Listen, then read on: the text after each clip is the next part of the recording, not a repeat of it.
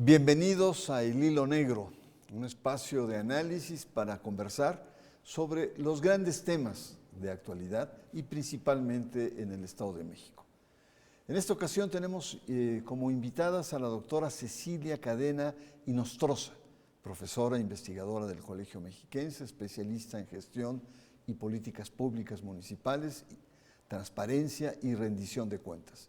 Y también tenemos con nosotros a Ana Vanessa González Deister, abogada, politóloga, fue asesora de 2 consejeros electorales en el IFE, ex consejera del Consejo Local del INE acá en el Estado de México. Así es que bienvenidas ambas. Nuestro tema es análisis o algunos elementos de análisis de la elección mexiquense 2024. Para introducir el tema, números, ¿qué les parece si vemos una cápsula donde vamos a tener un primer saque?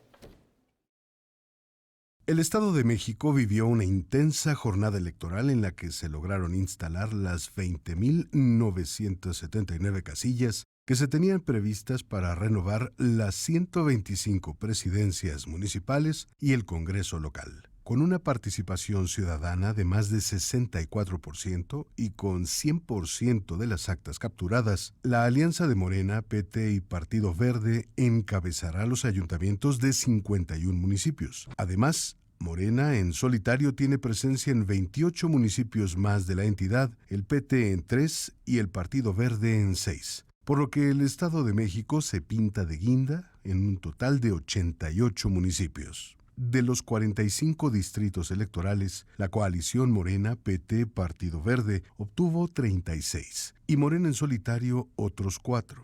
Mientras que en las diputaciones plurinominales Morena obtuvo 6, el PT 3 y el Partido Verde 4, teniendo para Morena y sus aliados en total 53 curules en la legislación mexiquense, es decir, la mayoría calificada en el Congreso local.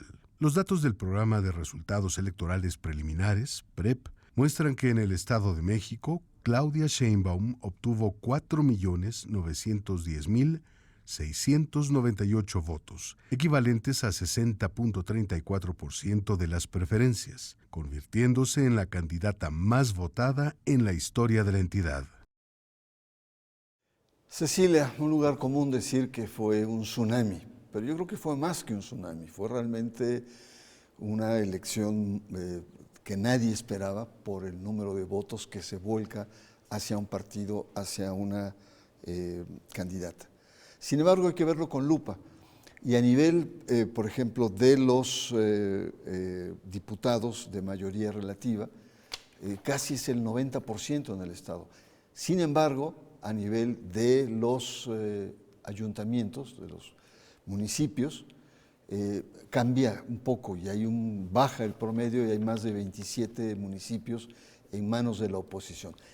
¿Crees que hubo una especie de voto diferenciado, de voto razonado, que de un lado los diputados es casi un aplaste total, pero a nivel de los municipios conservan, algunos resistieron a este tsunami?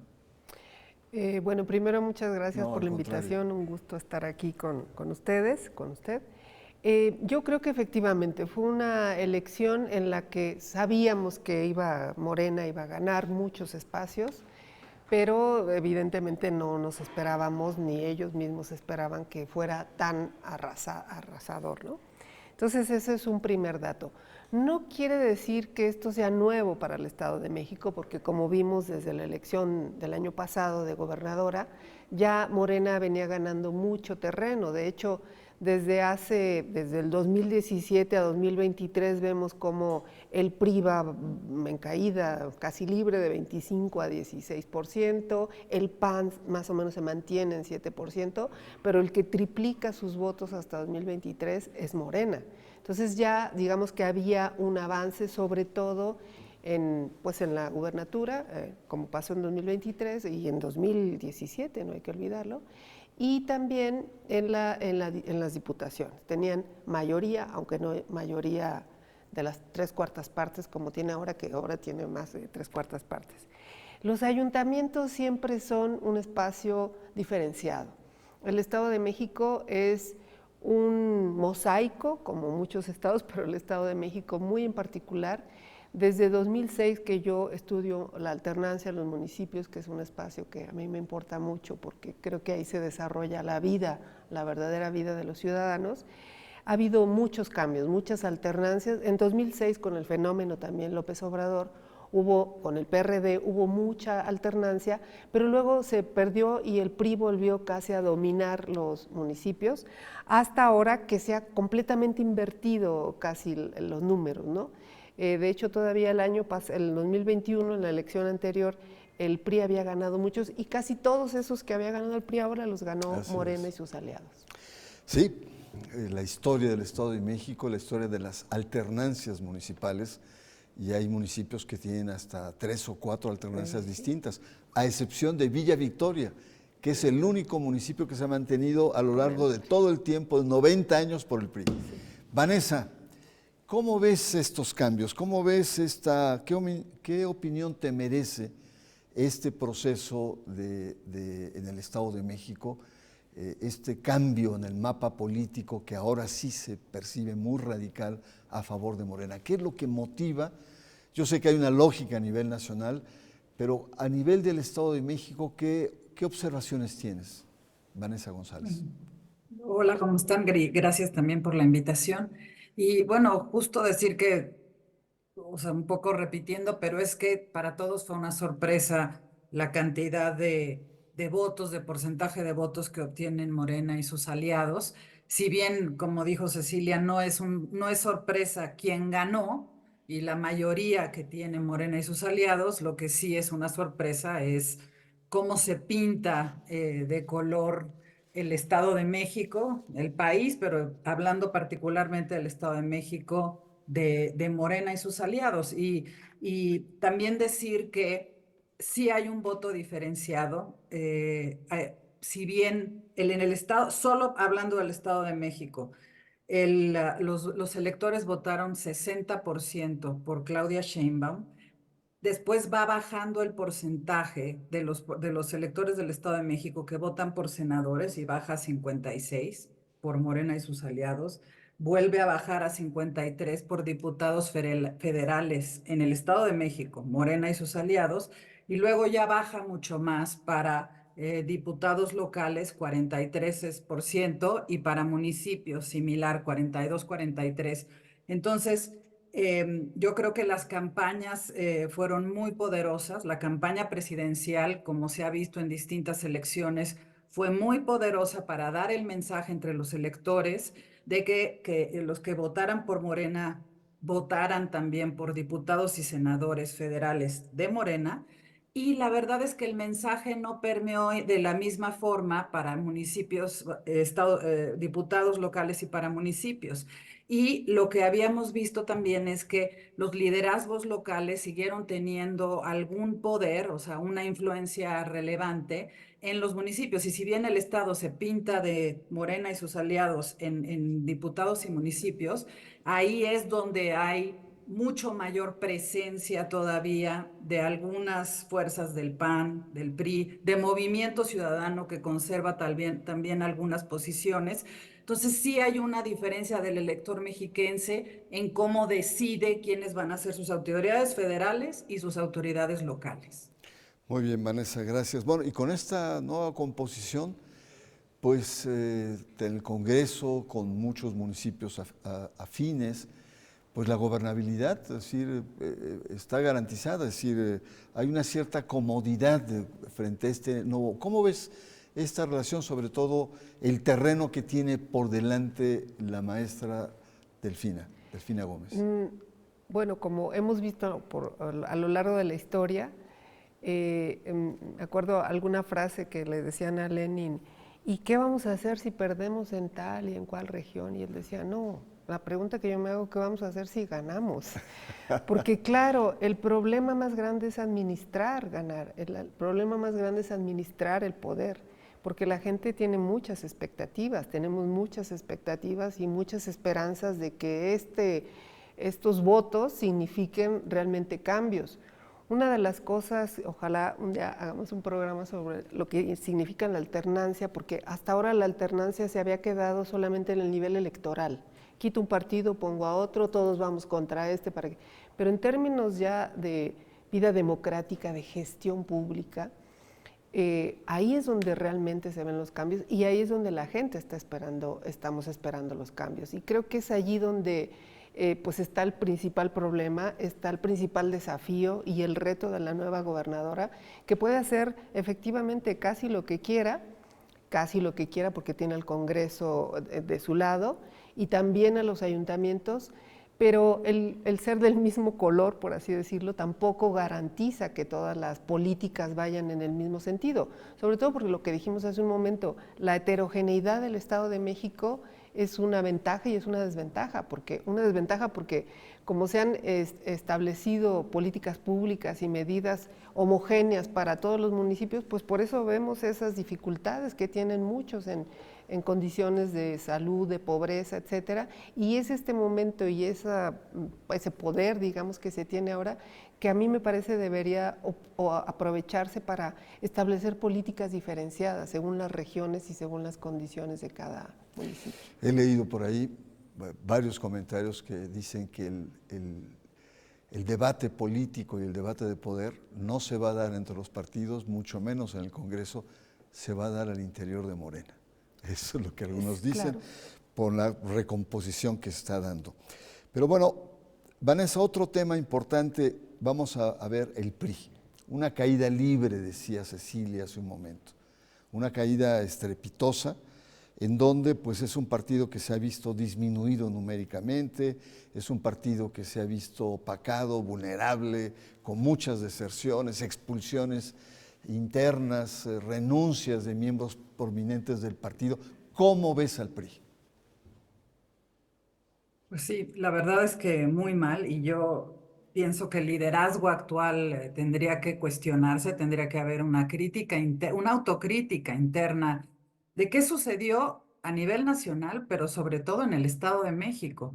Si como priista, si como presidente del PRI pierdes Atlacomulco, tanto en distrito como en municipio, tienes un problema. Quiere decir que el bastión de origen del priismo está ya roto y que ya los temas cupulares no están permeando también en la población, ¿no? Y otro tema relevante es que evidentemente del 2017, cuando gana Alfredo del Mazo a la elección de la gobernadora Delfina Gómez, ya se ve, o sea, se va viendo el cambio y también en el 2017 vimos toda una operación de un gobierno priista todavía, el último año de Enrique Peña Nieto, metiendo todo el poder que tenía para conservar el Estado de México también como un bastión ideológico tradicional, ¿no?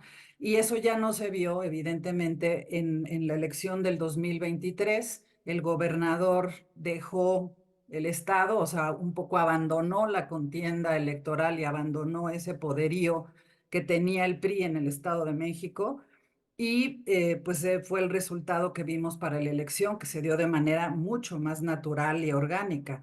Y evidentemente la fuerza que tenía el PRI en el Estado de México para también impulsar al resto del país, pues se vio absolutamente mermado.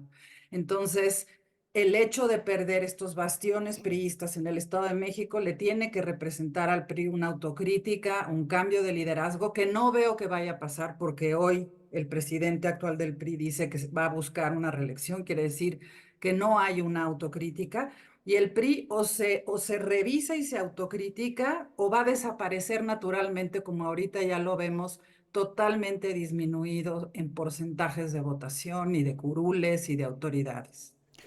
Sí, efectivamente, en la elección que tuvimos en 2017, Morena y la maestra tuvieron más votos que el PRI, tuvieron más votos que el entonces ganador Alfredo del Mazo, que fue gracias a los piquitos de sus aliados.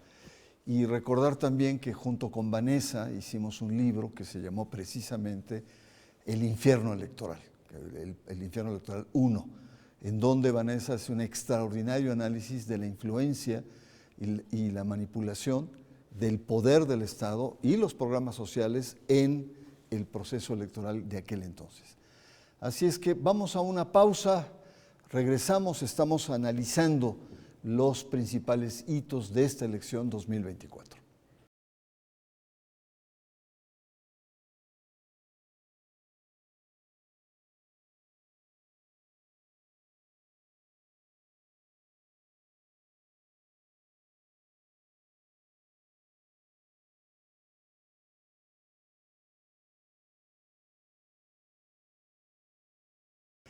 Las principales coordenadas de esta elección mexiquense que se acaba de dar, ¿cuáles son las características?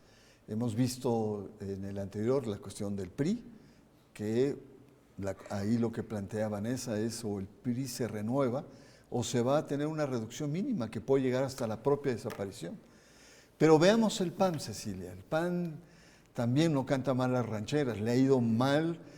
Hay críticas muy fuertes internas y quizá la crítica mayor es que ha perdido su mística, esta mística ciudadana, esta mística gallarda, ¿no?, propia del siglo pasado. Eso lo ha perdido y un PAN que se ha mercantilizado. ¿Cómo ves la crisis del PAN? Yo creo que sí es muy notable lo que ha pasado. El PAN solo en la elección de 2021 ganó 4 ayuntamientos y en esta elección ganó 1 solo. Los que más ganó fue en la alianza, pero que tampoco fueron tantos. Cuando yo hace rato me refería a que se invirtieron completamente las cifras, fue que en 2021 el PRI solo ganó 18 y ahora Morena solo ganó 28. Y en alianza Morena ahora ganó 51 y el PRI había ganado 50. Ya sé que la pregunta es sobre el PAN, pero es que lo del PRI también me parece impresionante. Porque hace poco escuchaba una entrevista que le hacían a Carlos Monsiváis y él se refería pues, a sus críticas que hacía siempre al PRI y decía, la cosmovisión del PRI es el cinismo. Y me parece que Alejandro Moreno representa muy bien esa idea que tenía Carlos Monsiváis. Bueno, volviendo al PAN, el PAN es el partido que de 2017 a la fecha se ha mantenido en 7%. El PRI cayó, el PRD no se diga, de 8-2, o sea, al suelo. Es una desgracia completamente. El PRD pues, ya perdió su registro, pero ya desde la elección anterior tenía 3.1 de votación. O sea, el PRD ya estaba en cuidados paliativos desde la otra elección y no hicieron mucho para revivirlo.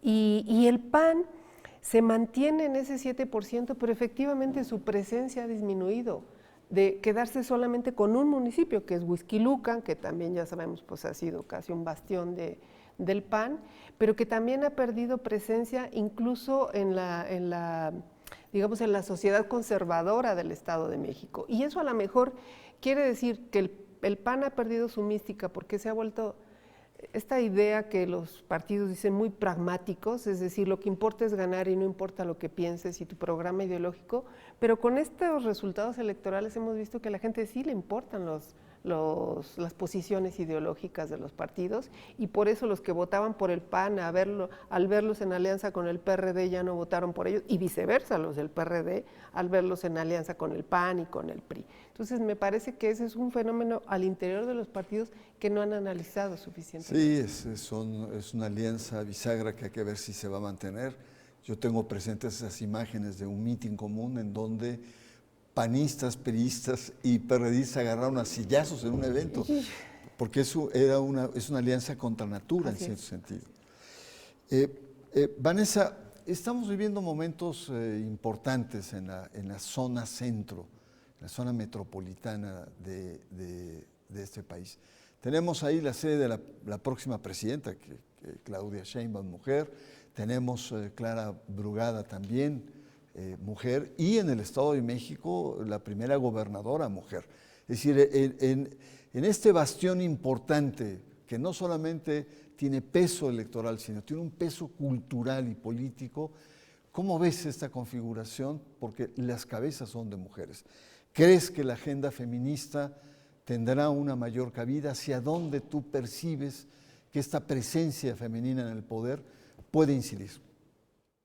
Bueno, Primero, a mí me da mucho gusto que hayamos llegado a esto, que tengamos una gobernadora del Estado de México, la presidenta y la jefa de gobierno de la Ciudad de México. Me parece excelente y lo festejo, ¿no? Que hayamos llegado a este nivel ya de avance en los temas de género, por lo menos en los temas políticos, que permita esta situación y que los mexicanos hayamos votado por una mujer presidenta. Eso sin duda. Ahora, si nos vamos a las agendas y a las estrategias y a las plataformas electorales de las candidatas, sobre todo pensando en Claudia Sheinbaum y Clara Brugada, realmente yo que analicé de verdad las plataformas y las propuestas, yo no vi una agenda de género cercana a las mujeres que luchan, a las feministas, una agenda enfocada en derechos sexuales y reproductivos. Ellas dos hablaban mucho más de las mujeres como víctimas, lo cual está bien porque hay que atender esos temas, pero su enfoque fue atendamos a las mujeres víctimas de violencia, tengamos una fiscalía de género, establezcamos algunos temas de sistemas de cuidado, sobre todo en el caso de Clara Brugada, ¿no? Pero realmente no, la agenda completa feminista no está ahí. Y hace poco que escuché esta nueva canción de Vivir Quintana, que es espectacular para los grupos de mujeres que luchan, de ojalá podamos llamarlas compañeras. Ojalá en algún momento ellas se identifiquen como compañeras de la lucha de género y que incluyan ya en sus políticas públicas. Si no lo hicieron en las campañas, no importa, pero que lo incluyan ahora en sus agendas de política pública, en los planes y programas del resto del sexenio, de lo que van a hacer. Y lo mismo lo diría para la gobernadora del Estado de México. Hace falta mucho más propuestas que atiendan estos temas reales de género, desde atender transversalmente el sistema de empoderamiento económico, el sistema de cuidados, el sistema de seguridad para mujeres, o sea, seguridad en cuanto a la violencia intrafamiliar y además otro tipo de programas sociales enfocados en mujeres. Entonces, muy contenta, pero nos falta ver las acciones concretas. Muy bien, Vanessa, gracias. Y ahí queda todo un interrogante sobre esta agenda feminista, sobre esa perspectiva de género que pues muchos esperamos. Y que bueno, pues por lo menos en el Congreso se dice, hay mayoría de mujeres en el Congreso, sí, pero ya están vislumbrando los líderes, las bancadas, son puros hombres. Entonces sí, hay mujeres, pero los que siguen mandando, los que van a tener los fierros en la mano son varones.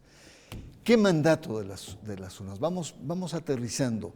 Hay un mandato muy claro, por lo menos para los próximos 3 años. Tú has señalado una enorme expectativa. ¿Qué requeriría el gobierno actual para responder a esa expectativa? Sobre todo, primero diferenciarse muy bien, que bueno, el gobierno de la maestra Delfina es pues muy reciente, pero me parece que algo que es muy importante, hablando de las alternancias, como lo hacíamos hace un momento, es diferenciarse muy claramente de los gobiernos anteriores. Creo que los gobiernos de Morena lo han hecho en su mayor parte, pero me parece que los que habitamos el Estado de México esperamos cosas mucho más concretas. Por ejemplo, en el tema de la violencia, que es el tema que nos agobia a todos los mexicanos, pero en el Estado de México tiene sus características particulares y sobre todo para las mujeres. Yo revisaba la agenda de género de Claudia Sheinbaum y ella, bueno, tiene una idea esta de la Red Nacional de Abogadas para Mujeres, que todos los homicidios que se cometan en contra de las mujeres sean en principio investigados como feminicidios.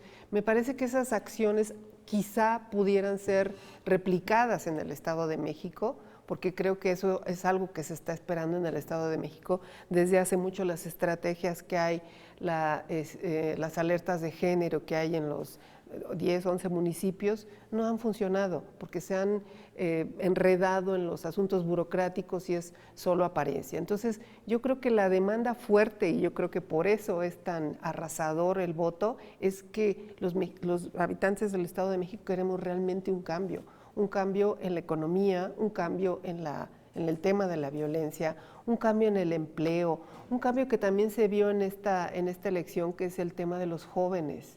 los jóvenes han sido poco atendidos. Ahora hablaba con colegas de la universidad, sus hijos que salen de carreras de la universidad y encuentran salarios donde les ofrecen 5,000 pesos al mes y que, claro, prefieren irse a vender otras cosas. Entonces, me parece que la agenda es amplia y creo que la gobernadora y su equipo tienen que ser, y los diputados y los ayuntamientos, muy creativos para dar respuestas diferenciadas de lo que hemos visto hasta ahora. Sí, fue muy claro que en la elección del 21 muchos municipios de Morena fueron perdidos precisamente por la falta, digamos, de sagacidad, de profundidad en el manejo de la cosa pública. Pues muy bien, estamos llegando al final, querida Vanessa. Agradezco nuevamente tu presencia, igualmente Cecilia, muchas gracias. ¿Qué cambios ves con este nuevo mapa, con este fin de ciclo, con este nuevo ciclo que se abre? Yo diría no solamente en los temas de poder y de política, sino incluso en temas culturales. ¿Cómo qué escenarios estás percibiendo, Vanessa? No, justo regresar un poco a la idea de que las personas lo que quieren es resolver los problemas más cercanos y eso sucede en la colonia, en la comunidad, en el municipio. Entonces, los presidentes municipales, creo que en este caso, tendrían que coordinarse adecuadamente para dar esas soluciones y sobre todo lo que dijo Cecilia, el tema de la seguridad que en principio, o sea, la primera fuerza que tenemos al alcance, pues es la fuerza municipal y tendría que haber una coordinación para resolver esos problemas que son los que más aquejan a la ciudadanía. Desde el punto de vista del Estado, tendría que haber una mayor coordinación de las fuerzas del Estado con las fuerzas federales para atender los problemas de seguridad, de los feminicidios, de las alertas, pero digo, no solamente, y todo el tema de delincuencia organizada y tráfico de drogas, etcétera, y tener un Estado de México realmente coordinado y en paz. Esa es como la primera gran demanda de la ciudadanía.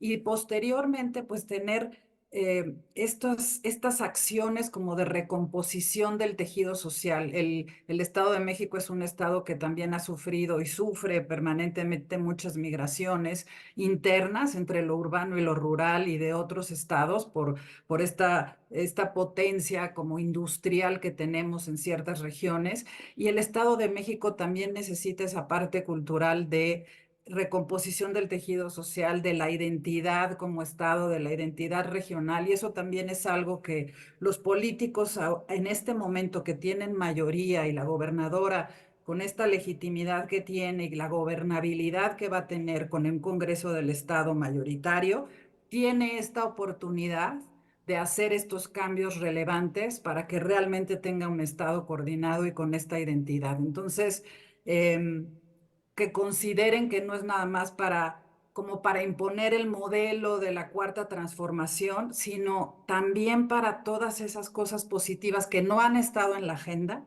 y que pueden generar unos cambios importantes en el sentido de comunidad de quienes vivimos en el Estado. Muy bien, pues muchas gracias y yo les invito unos segundos a hacer sus últimas consideraciones, sus conclusiones.